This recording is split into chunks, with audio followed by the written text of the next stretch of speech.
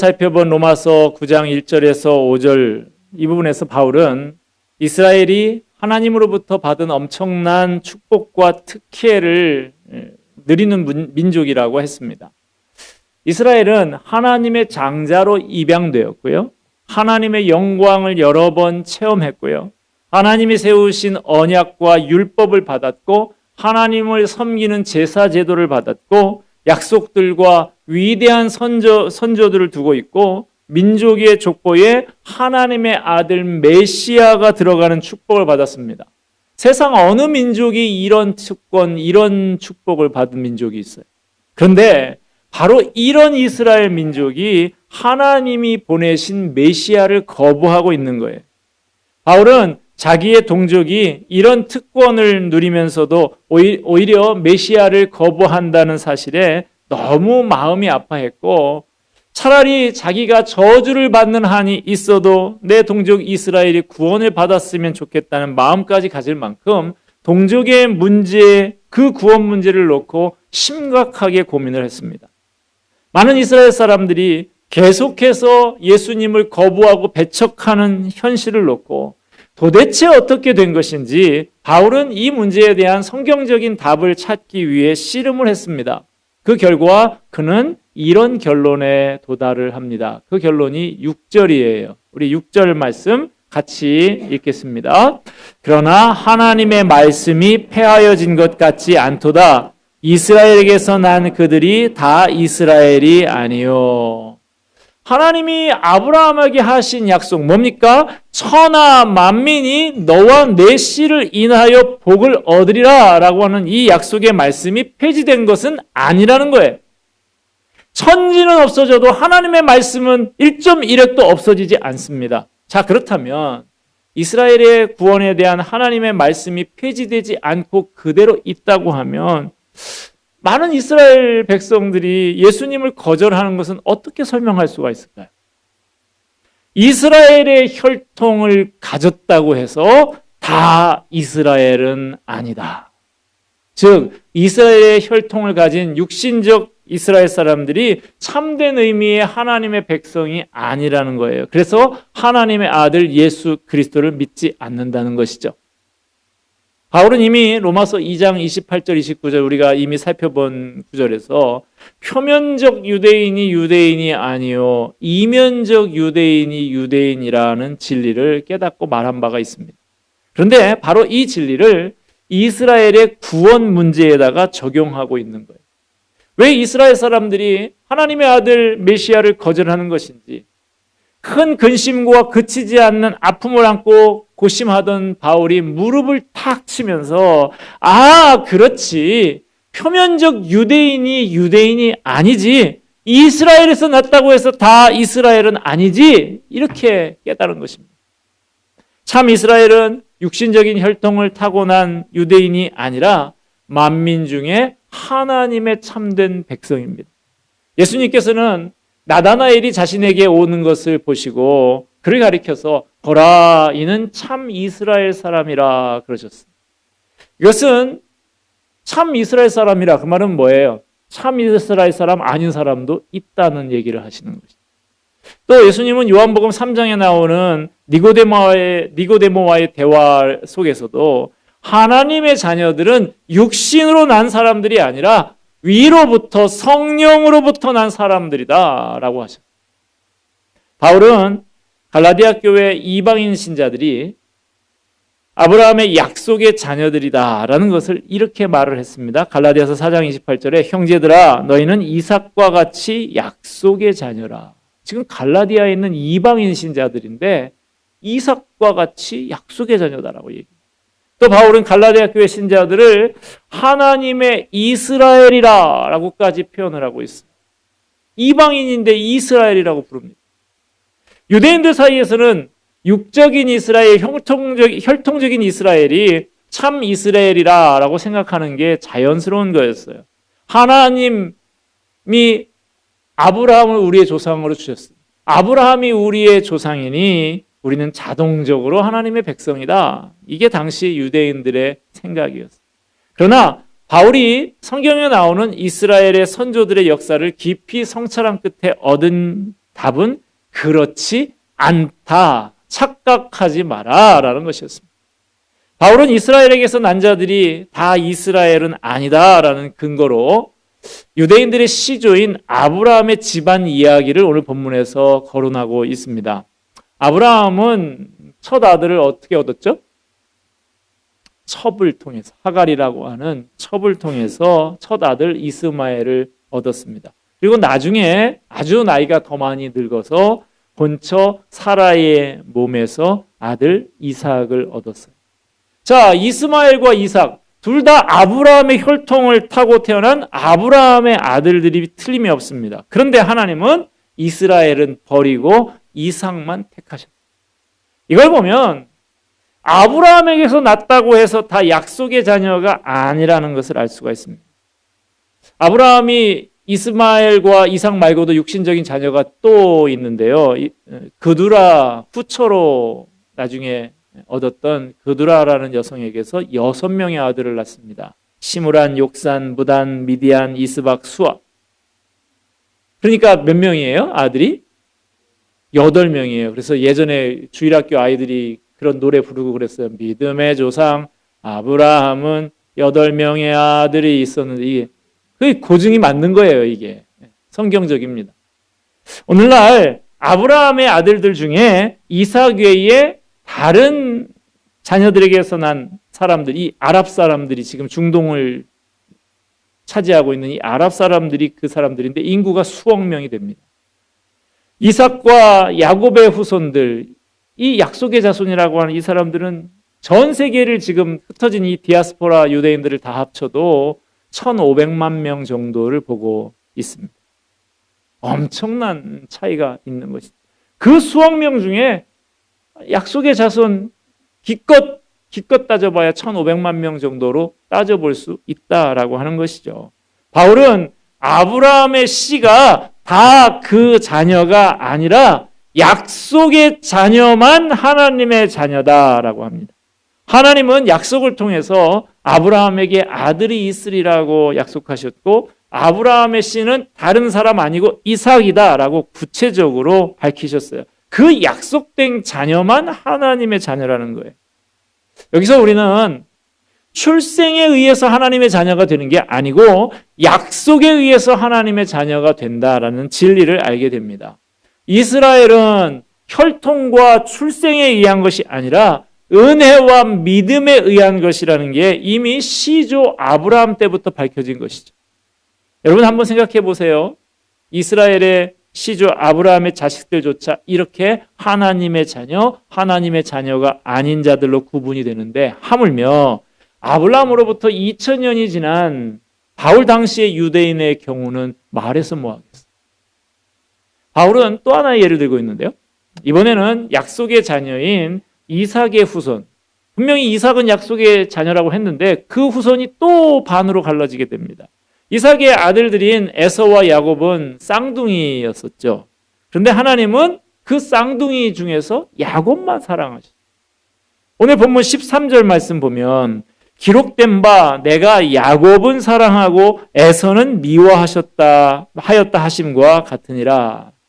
하나님은 야곱은 사랑하신 반면 에서는 사랑하지 않으셨고 야곱은 불쌍히 여기셨지만 에서는 불쌍히 여기지 않으셨어요. 하나님이 야곱에게는 은혜를 베푸셨지만 에서에게는 은혜를 베푸지 않으셨습니다. 이런 걸 보면 아브라함의 육신적인 자손이라고 해서 무조건 사랑받고 무조건 은혜를 베푸시고 무조건 구원받는 것이 아니라는 것을 확실히 알 수가 있습니다.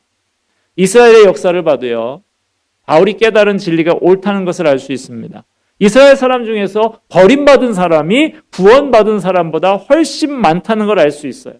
그리고 성경 이후의 역사, 즉 지난 2000년 동안에 이스라엘이 걸어온 그 역사적인 발자취를 살펴봐도 그들은 대부분 구원받지 못했다고 추정할 수 있습니다. 예수님을 거역하고 율법에만 매달리다가 결국에는 망한 사람이 구원받은 사람보다 훨씬 많았어요. 그러므로 우리는 여기서 중요한 진리 하나를 깨달을 수 있습니다. 하나님이 아브라함을 통해서 이스라엘을 민족 단위로 선택하신 것은 개개인의 영혼을 구원하기 위한 선택이 아니었다는 거예요. 오히려 그들에게 어떤 임무, 사명을 부여하려고 따로 불러서 세우셨다고 보는 게 맞는 것 같아요.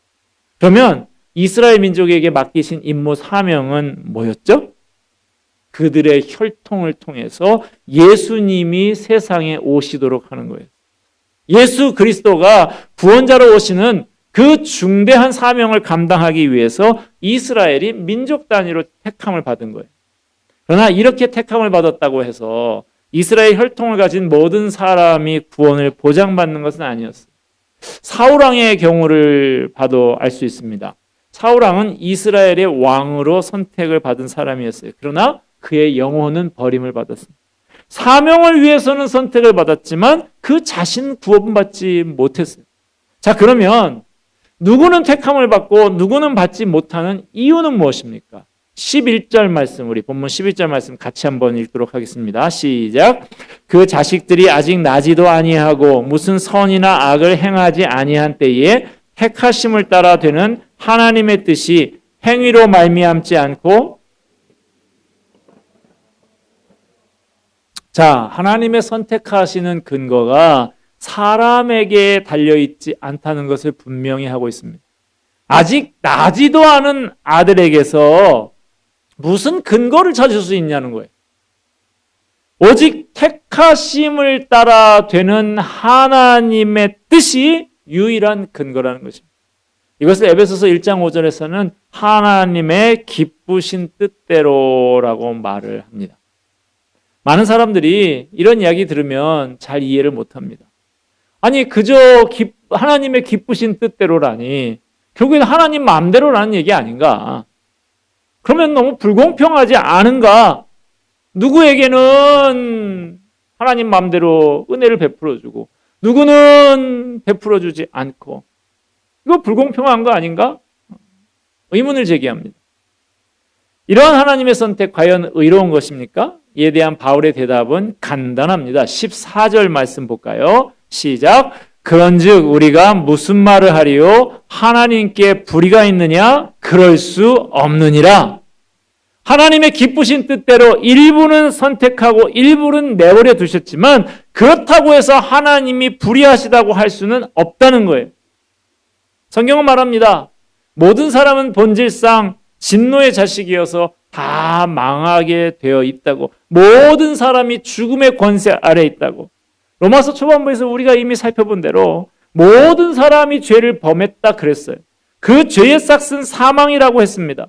이 세상 모든 사람은 다 죄로 인해서 사형 선고를 받고 복역을 하고 있는 사형수들과 같은 거예요. 어떤 게 가장 공평합니까? 아, 이거 불공평하지 않냐? 그렇게 의문 제기하는 사람에게 저는 이런 얘기를 하죠.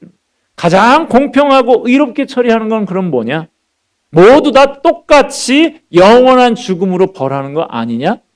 그거 원하는 거냐? 저는 그렇게 이야기해요. 그런데 하나님께서 이런 모습 불쌍히 여기셔서 자기의 주권대로 그 중에 일부를 사면해서 영생의 길을 가게 하시고 어떤 사람은 그대로 내버려 두셔서 죽음의 길로 가게 하신 거예요. 이 진리를 설명하기 위해서 바울은 또 하나의 예를 더 들고 있는데요. 애굽의 바로왕 이야기를 들고 있습니다. 17절과 18절 제가 읽어드립니다. 성경이 바로에게 이르시되 내가 이 일을 위하여 너를 세웠으니 곧 너로 말미암아 내 능력을 보이고 내 이름이 온 땅에 전파되게 하려 함이라 하셨으니 그런즉 하나님께서 하고자 하시는 자를 긍휼히 여기시고 하고자 하시는 자를 완악하게 하시느니라. 아시는 대로 애굽의 바로는 이스라엘 백성들 노예로 그 많은 숫자를 거느리고 있으니 200만 명 이상 되는 숫자를 거느리고 있으니 그 노동력을 누가 놔주고 싶겠어. 해방시키지 않으려고 끝까지 버텼습니다. 10가지 재앙을 통해서 온 나라가 쑥대밭이 될 때까지 미련을 버리지 못하고 버티다가 결국은 자기도 망하고 나라도 망하게 된 것이죠. 이렇게 된 이유에 대해서 성경은 말하기를 바로의 완악한 마음 때문이라고 합니다. 그런데 출애굽기 4장 21절에 보면 바로가 완악해진 배경에는 그 마음을 완악하게 하신 하나님이 계셨습니다. 하나님만이 온 세상을 진짜로 다스리시는 진짜 주권자, 진짜 왕이다라는 것을 보여주기 위해서 바로를 완악하게 하셨다는 거예요. 그런데 이 완악하게 하셨다, 이 전에 개역 한글판 번역에 보면 강팍하게 하셨다 하고 하는 이 말을 우리가 잘 이해해야 되는데요. 하나님이 원래 선한 사람의 마음을 일부러 비비꼬아 가지고 하나님의 말씀을 듣지 못하도록 악하게 만드셨다는 의미가 아닙니다.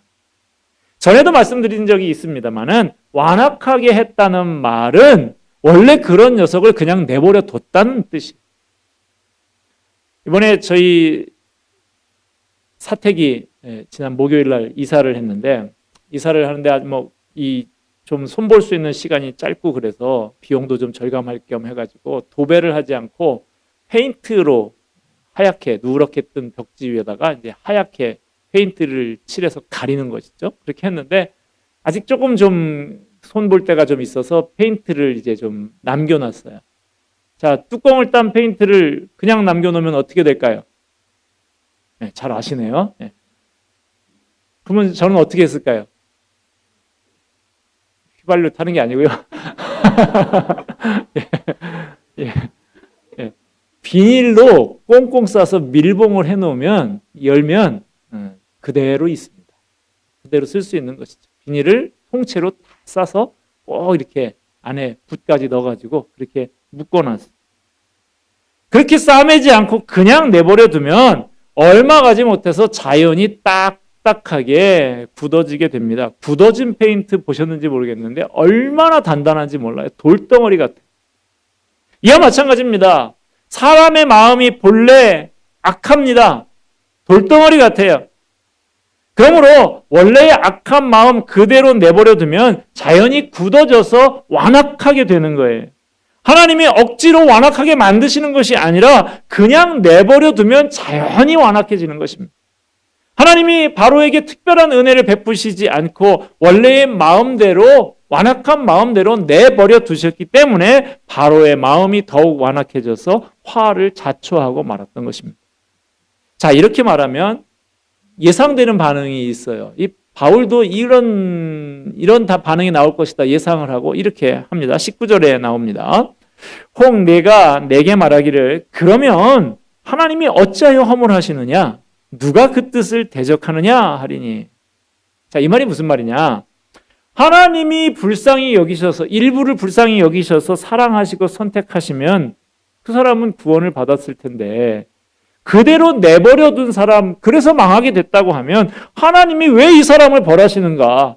자신이 건지셨으면 될 것을 건지지 않아놓고 내버려놓고서 그 사람도로 문책하시면 되겠는가? 이 말이에요. 하나님이 내버려두시기로 작정한 것을 어찌하겠는가? 이 말입니다.